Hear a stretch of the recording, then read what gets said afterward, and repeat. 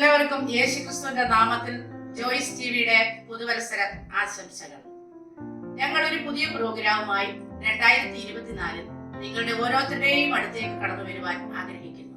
ആ പ്രോഗ്രാം നിങ്ങൾക്ക് ഓരോരുത്തർക്കും ആത്മീയവും മാനസികവുമായ അനുഗ്രഹത്തിന് കാരണമായി തീരുമെന്ന് ഞങ്ങൾ കർത്താവിൽ വിശ്വസിക്കുന്നു.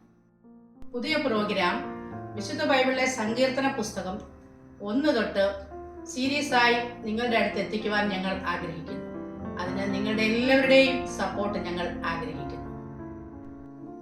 പ്രോഗ്രാം സീരീസ് സ്റ്റാർട്ട് ചെയ്യുന്നതിന് മുൻപായി ചില കാര്യങ്ങൾ പറയുവാൻ ആഗ്രഹിക്കുന്നു. ജോയ്സ് ടിവിയുടെ വ്യൂവേഴ്സ് എല്ലാം വിവിധ രാജ്യങ്ങളിലും വിവിധ സ്ഥലങ്ങളിലും വിവിധ സിറ്റുവേഷനിലൂടെ കടന്നു പോകുന്നവരാണെന്ന് ഞങ്ങൾ മനസ്സിലാക്കുന്നു. 2023 നാം ഒന്ന് തിരിഞ്ഞു നോക്കിയാൽ ഗ്ലോബൽ സെൻസസ് അനുസരിച്ച് ഏകദേശം 60 ലക്ഷത്തിലധികം ജനങ്ങൾ ലോകത്തിൽ നിന്നും മാറ്റപ്പെട്ടു. അതിലുമധികം ആളുകൾ ലോകത്തിൽ അനാഥരായവര്, ഭവനമില്ലാത്തവര്, മുറിവേറ്റവര്, രോഗികള്, അങ്ങനെ ഒരുപാട് വിവിധ തരത്തിലുള്ളതായ കഷ്ടങ്ങളിലൂടെ കടന്നു പോകുന്നവരാണ്. ഞങ്ങളെ ശ്രദ്ധിക്കുന്നവരിൽ പലരും ഇതേ അനുഭവങ്ങളിലൂടെ കടന്നു പോകുന്നവരാണെന്നും ഞങ്ങൾ മനസ്സിലാക്കുന്നു. എന്നാൽ ദൈവം നമുക്ക് ഈ വർഷം ദാനം തന്നതിന് ദൈവത്തിന് വലിയ ഉദ്ദേശമുണ്ട്. ആ ഉദ്ദേശം എന്താണെന്ന് നാം മനസ്സിലാക്കേണ്ടതിന് നമ്മെ തന്നെ നമുക്ക് ഒരു പ്രാവശ്യം ദൈവകരങ്ങളിൽ സമർപ്പിക്കാം. ഇനി നമുക്ക് ഈ സാംസ് റീഡിങ്ങിന്റെ സീരീസിലേക്ക് കടക്കാം. അതിനായി നാം സങ്കീർത്തനം 1-ാം അധ്യായം വായിക്കുന്നു. ദുഷ്ടന്മാരുടെ ആലോചന പ്രകാരം നടക്കാതെയും പാപികളുടെ വഴിയിൽ നിൽക്കാതെയും പരിഹാസികളുടെ ഇരിപ്പിടത്തിൽ ഇരിക്കാതെയും യഹോവയുടെ ന്യായപ്രമാണത്തിൽ സന്തോഷിച്ച് യഹോവയുടെ ന്യായപ്രമാണത്തെ രാപ്പകൽ ധ്യാനിക്കുന്നവൻ ഭാഗ്യവാൻ. അവൻ ആറ്റരികത്ത് നട്ടിരിക്കുന്നതും തക്ക കാലത്ത് ഫലം കായ്ക്കുന്നതും ഇല വാടാത്തതുമായ വൃക്ഷം പോലെ ഇരിക്കും. അവൻ ചെയ്യുന്നതൊക്കെയും സാധിക്കും. ദുഷ്ടന്മാർ അങ്ങനെയല്ല, അവർ കാറ്റുപാറ്റുന്ന പതിർ പോലെ അത്രേ. ആകയാൽ ദുഷ്ടന്മാർ ന്യായവിസ്താരത്തിലും പാപികൾ നീതിമാന്മാരുടെ സഭയിലും നിവർന്നു നിൽക്കുകയില്ല. യഹോവ നീതിമാന്മാരുടെ വഴി അറിയുന്നു, ദുഷ്ടന്മാരുടെ വഴിയോ നാശകരമാകുന്നു.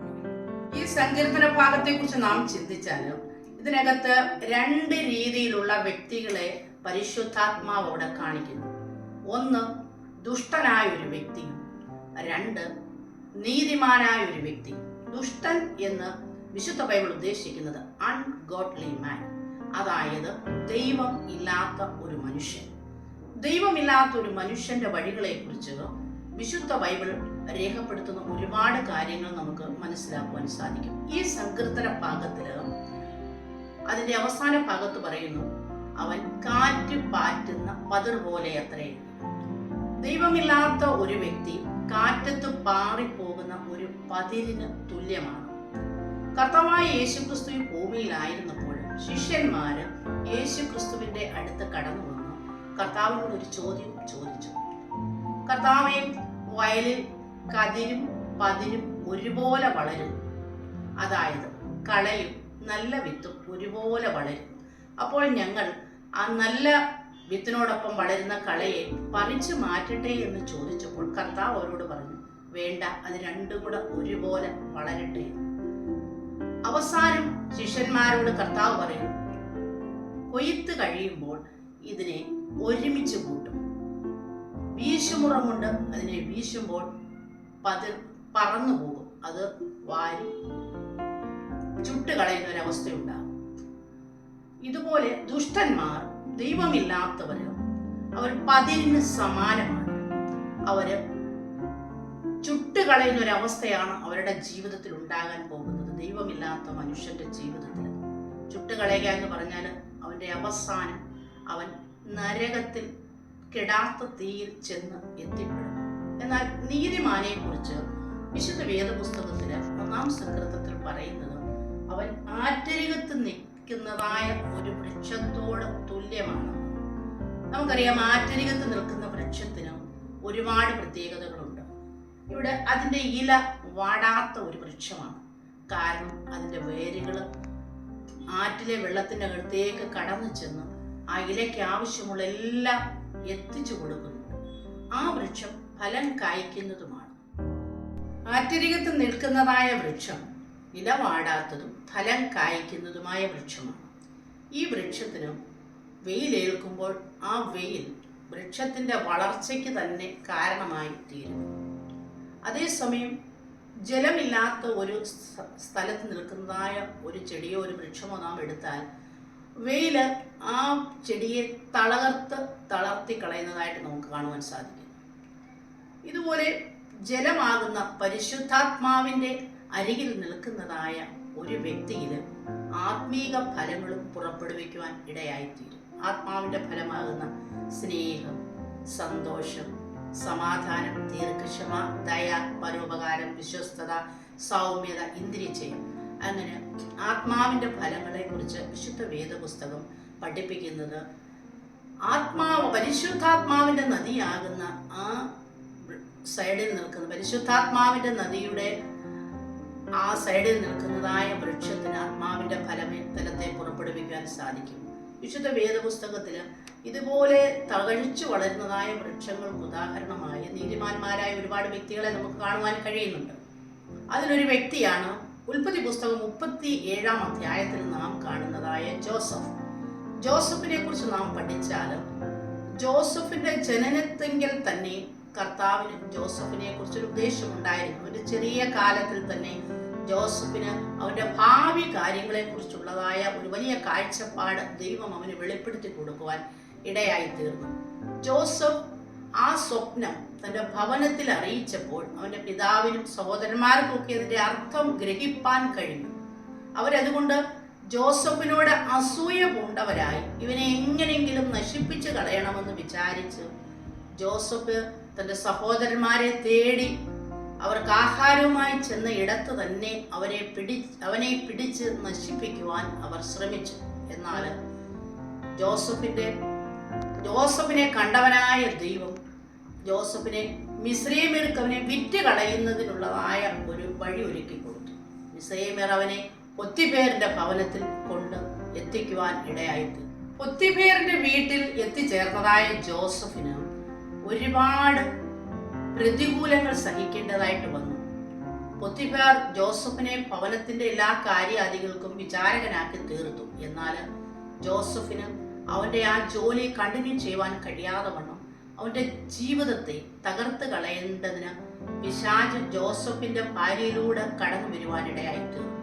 എന്നാൽ ജോസഫ് എന്ന ദൈവവൈതൽ ദൈവത്തോട് പാപം ചെയ്യാതെ വണ്ണം ആ സ്ഥാനത്ത് നിന്ന് ഓടി രക്ഷപ്പെടുവാനിടയായി തീർന്നു. എന്നാൽ പാപം ചെയ്യാതെ ഓടി രക്ഷപ്പെട്ട ദൈവവൈതന്റെ ജീവിതത്തിൽ അവനുണ്ടായ ഒരു പ്രതികൂലമാകുന്ന സാഹചര്യമാണ് നേരിടേണ്ടി വന്നത്.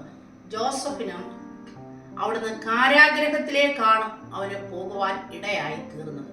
എന്നാൽ ആ കാരാഗ്രഹത്തിലും ജോസഫിനെ കണ്ടവനായ ദൈവം കാരാഗ്രഹത്തിലും ജോസഫിന് ഒരു ഉയർച്ച കൊടുക്കുവാൻ ഇടയായി തീർന്നു. ജോസഫിനെ ഒരു ദിവസം ദൈവം ഉയർത്തി ആ മിസ്രൈം രാജ്യത്തിന്റെ മന്ത്രിയാക്കി തീർക്കുവാൻ ഇടയായി തീർന്നു. അതായത് രാജ്യത്തിന്റെ രണ്ടാമനാക്കി തീർക്കുവാൻ ദൈവത്തിന് ജോസഫിനോട് കരുണ തോന്നി. കാരണം വർഷങ്ങൾക്ക് മുന്നമേ ദൈവം ജോസഫിനെ കാണിച്ചു കൊടുത്ത സ്വപ്നമുണ്ട്. ആ സ്വപ്നം ദൈവം ജോസഫിന്റെ ജീവിതത്തിൽ നിറവേറ്റുവാൻ ഇടയായി തീർന്നു. പ്രിയ ദൈവമക്കളെ, ജീവിതത്തിൽ ഒരുപാട് പ്രതിസന്ധികളും പ്രതികൂലങ്ങളും ഒക്കെ തരണം ചെയ്താണ് നാം ജീവിതയാത്ര കഴിക്കുന്നത്. എന്നാൽ നമ്മെ കണ്ടവനായ ദൈവത്തിന് നമ്മെക്കുറിച്ചൊരു ഉദ്ദേശം ഉള്ളതുകൊണ്ട് ജീവിതത്തിന്റെ പ്രതികൂലങ്ങൾ എത്ര വലിയ ചൂടായാലും, എത്ര വലിയ രോഗങ്ങളായാലും, എത്ര വലിയ ദുഃഖങ്ങളായാലും, എത്ര വലിയ കഷ്ടങ്ങളായാലും, മറ്റുള്ളവർ നമ്മെ നിന്ദിക്കുന്നതായാലും, മറ്റുള്ളവർ നമ്മെ തകർത്ത് കളയുവാൻ നോക്കുന്ന അവസ്ഥകളായാലും, ദൈവം ഒന്ന് നമ്മെ കണ്ടിട്ടുണ്ടെങ്കിൽ, ദൈവം ഏത് സ്ഥാനത്ത് നമ്മെ എത്തിക്കണമെന്ന് കർത്താവ് നമ്മെക്കുറിച്ച് ആഗ്രഹിക്കുന്നുണ്ടെങ്കിൽ കർത്താവ് ആ സ്ഥാനത്ത് നമ്മെ കൊണ്ട് എത്തിക്കുവാൻ ഇടയായിത്തീരും. അതിനൊരു തടസ്സം സൃഷ്ടിക്കുവാൻ ആർക്കും ഈ ഭൂമിയിൽ കഴിയത്തില്ല. അതാണ് ജോസഫിന്റെ ജീവിതത്തിൽ നമുക്ക് മനസ്സിലാക്കുവാൻ കഴിയുന്നത്. സഹോദരന്മാരവനെ തള്ളിക്കളഞ്ഞ് അവനെ കൊന്നുകളയുവാൻ നോക്കിയ സ്ഥാനത്ത് നിന്ന് അവനെ രക്ഷിച്ച് മിസ്രൈം രാജ്യത്തിന്റെ രണ്ടാമനാക്കി തീർക്കുവാൻ ദൈവത്തിന് കഴിഞ്ഞു. കാരണം ദൈവം തന്റെ വാഗ്ദത്തം നിറവേറ്റുന്നവനാണ്. ഈ സങ്കീർത്തനത്തിൽ നാം കണ്ടതുപോലെ നീതിമാൻ ഫലപ്രദമാകുന്ന ഒരു വൃക്ഷം ആണ്. അതുപോലെ ഒരു നീതിമാനാകുന്ന ഒരു വ്യക്തിയെ ദൈവം ഒരു ഫലപ്രദമാകുന്ന വൃക്ഷം പോലെ ആക്കി തീർക്കുവാൻ ഇടയായിത്തീരും. ഫലം എന്ന് നാം ഉദ്ദേശിക്കുമ്പോൾ ആത്മാവിന്റെ ഫലങ്ങളുണ്ട്. നാം മുമ്പ് സംസാരിച്ചതുപോലെ സ്നേഹം, സന്തോഷം, നിത്യാദി ആത്മാവിന്റെ ഫലങ്ങൾ. ജോസഫിന്റെ ജീവിതത്തിൽ നിന്ന് അതേ അനുഭവങ്ങൾ തന്നെ നിന്ദിച്ചതായ സഹോദരങ്ങളുടെ അടുത്ത് പുറപ്പെടുവിക്കുവാൻ ഇടയായിത്തീർന്നു. അതാണ് ഒരു ദൈവ പൈതലിന്റെ ജീവിതം എന്ന് പറയുന്നതും. ജീവിതത്തിൽ കർത്താവ് ചില പ്രതിസന്ധികളിലൂടെ, ചില കഷ്ടങ്ങളിലൂടെ, ചില നിന്ദയുടെ അനുഭവങ്ങളിലൂടെ ഒക്കെ നമ്മെ കടത്തിവിടുമ്പോഴും നമ്മളിൽ നിന്നുണ്ടാകേണ്ടത് സ്നേഹത്തിന്റെ ഫലങ്ങളാണ്, സന്തോഷത്തിന്റെ ഫലങ്ങളാണ്. അതാണ് കർത്താവ് നമ്മെക്കുറിച്ച് ആഗ്രഹിക്കുന്നത്. ജോസഫിന്റെ ജീവിതത്തിൽ അവൻ അങ്ങനെ തന്നെയാണ് ഫലം പുറപ്പെടുവിച്ചത്. ഈ സങ്കീർത്തന ഭാഗത്ത് നാം കാണുന്നതും ദൈവം ആഗ്രഹിക്കുന്നതും അത് തന്നെയാണ്. ദുഷ്ടനായ വ്യക്തിയുടെ അന്ത്യം നാശകരമാകുന്ന ആ വലിയ നരകത്തിന്റെ തീച്ചുളയിലായി തീരുമ്പോൾ ദൈവത്തെ സ്നേഹിക്കുന്ന ഒരു ദൈവ പൈതലിനെ ദൈവമേ ഭൂമിയിലും അവന്റെ അവസാനം നിത്യരാജ്യം, സ്വർഗമാകുന്ന രാജ്യത്തിലും എത്തിച്ചേരുമെന്നുള്ളതാണ് സങ്കീർത്തനത്തിൽ നിന്നും നമുക്ക് മനസ്സിലാക്കുവാൻ കഴിയുന്നത്. എന്നെ കേൾക്കുന്ന പ്രിയപ്പെട്ട ദൈവജനങ്ങളെ, നിങ്ങൾ പലപ്പോഴും ഈ പലതരത്തിലുള്ളതായ ദുഃഖങ്ങളും പ്രയാസങ്ങളും കഷ്ടങ്ങളും, നിങ്ങളുടെ ജീവിതത്തിൽ ഒരുപാട് പ്രതിസന്ധികൾ, ഒരു കർത്താവ് ആഗ്രഹിക്കുന്ന ഒരു ജീവിതം പലപ്പോഴും നയിച്ചു കൊണ്ടുപോകാനുള്ള ബുദ്ധിമുട്ടുകളൊക്കെ ഉണ്ടായിത്തീരാം. എന്നാൽ നമ്മോട് കൂടെ കർത്താവിന്റെ വലിയ സാന്നിധ്യമുണ്ട്. ജോസഫിനെ കരം പിടിച്ച് നടത്തിയവനായ കർത്താവ് നമ്മെയും ഈ 2024 തന്റെ കരം പിടിച്ച് നടത്തുവാൻ ഇടയായിത്തീരും. നിങ്ങൾ ആഗ്രഹിക്കുന്നതിനും നനയ്ക്കുന്നതിനും ഉപരിയായ ഒരു സ്ഥാനത്ത് കർത്താവ് നിങ്ങളെ കൊണ്ട് എത്തിക്കുവാൻ ഇടയായിത്തീരും. അങ്ങനെ കർത്താവ് ഈ ഒരു വർഷക്കാലം നിങ്ങളെ ഏറ്റവും അനുഗ്രഹിക്കട്ടെ എന്ന് കർത്താവിൽ ഞാൻ ആശംസിക്കുന്നു. നമുക്ക് ഒരുമിച്ച് പ്രാർത്ഥിക്കാം. പരിശുദ്ധനായ കർത്താവേ, നന്ദി നിറഞ്ഞ ഹൃദയത്തോടെ ഞങ്ങൾ അങ്ങേ സ്തുതിക്കുന്നപ്പ. ഈ 2024 കർത്താവ് ഞങ്ങളുടെ ജീവിതത്തിൽ ദാനമായി നൽകി തന്നല്ലോ അപ്പാ. അതിനെ ഓർത്ത് ഞങ്ങൾ അങ്ങേ സ്തുതിക്കുന്ന കർത്താവേ. ഹല്ലേലൂയ. 2023 ഒരുപാട് പ്രതികൂലങ്ങളും പ്രതിസന്ധികളും ഞങ്ങളെ തകർത്ത് കളയുവാൻ കടന്നു വന്നു. എന്നാൽ കർത്താവേ ഹല്ലേലൂയ, അതിൽ നിന്നെല്ലാം വിടുവിച്ച് 24ലേക്ക് ഞങ്ങൾക്ക് നല്ലൊരു പ്രവേശനം തന്ന ദൈവത്തിന് നന്ദിയോടെ സ്തോത്രം ചെയ്യുന്നപ്പാ. ഈ 24 അങ്ങ് ഞങ്ങളെ കുറിച്ച് എന്താഗ്രഹിക്കുന്നുവോ അതുപോലെ അങ്ങയുടെ നാമത്തിന്റെ മഹത്വത്തിന് വേണ്ടി വിശ്വസ്തയോടുകൂടെ ജീവിക്കുവാനും പരിശുദ്ധ പിതാവേ ഞങ്ങളെ സഹായിക്കണമേ അപ്പാ. അപ്പാ, ഞങ്ങളുടെ എല്ലാ വ്യൂവേഴ്സിനെയും ഞങ്ങളുടെ കരങ്ങളിൽ ഏൽപ്പിച്ച് പ്രാർത്ഥിക്കുന്നു. വിവിധ തരത്തിലുള്ള ദുഃഖങ്ങളിലൂടെ, വിവിധ തരത്തിലുള്ള ഭാരങ്ങളിലൂടെ, കഷ്ടങ്ങളിലൂടെ ഞങ്ങളുടെ വ്യൂവേഴ്സ് കടന്നു പോകുന്നുണ്ടെങ്കിൽ പരിശുദ്ധയപ്പാ ഹല്ലേലൂയ, അങ്ങയുടെ ആത്മാവ് അവരുടെ അടുത്ത് കടന്നു ചെന്ന കർത്താവേ അവരുടെ ഭാരങ്ങളെ നീക്കി ദൈവത്തിന്റെ സമാധാനം അവരുടെ ഉള്ളത്തിൽ അവിടുന്ന് നിറയ്ക്കുമാറാകണമേ എന്ന് അപേക്ഷിക്കുന്ന കർത്താവേ ഹല്ലേലൂയ. രോഗക്കിടക്കയിൽ കിടന്ന് ഹല്ലേലൂയ അപ്പാ ഹല്ലേലൂയ പ്രാർത്ഥനയുടെ ശബ്ദം ആരെങ്കിലും കേൾക്കുന്നുണ്ടെങ്കിൽ കർത്താവേ ഹല്ലേലൂയ അങ്ങ് അവരെ സൗഖ്യമാക്കുമാറാകണമേ എന്ന് അപേക്ഷിക്കുന്നു. ഹല്ലേലൂയ. പരിശുദ്ധാത്മാവിന്റെ ഒരു വലിയ പ്രവർത്തനം കർത്താവേ ഹല്ലേലൂയ വ്യക്തി ജീവിതങ്ങളിൽ നടക്കുവാൻ തക്കവണ്ണം ഞങ്ങളുടെ ഇടയാക്കുമാറാകണമേ എന്ന് അപേക്ഷിക്കുന്ന കർത്താവേ ഹല്ലേലൂയ. ഈ 24 ഹല്ലേലൂയ അങ്ങയുടെ നാമത്തിന്റെ മഹത്വത്തിന് വേണ്ടി ഞങ്ങൾ ഓരോരുത്തരുമായി തീരേണ്ടതിന് കർത്താവേ ഞങ്ങളെ അവിടുന്ന് ഹല്ലേലൂയ പണിഞ്ഞ് സഹായിച്ചെടുക്കുമാറാകണമേ എന്ന് അപേക്ഷിക്കുന്ന ഹല്ലേലൂയ. ഞങ്ങളുടെ കരങ്ങളിലേക്ക് ഞങ്ങളെ ഏൽപ്പിക്കുന്നു.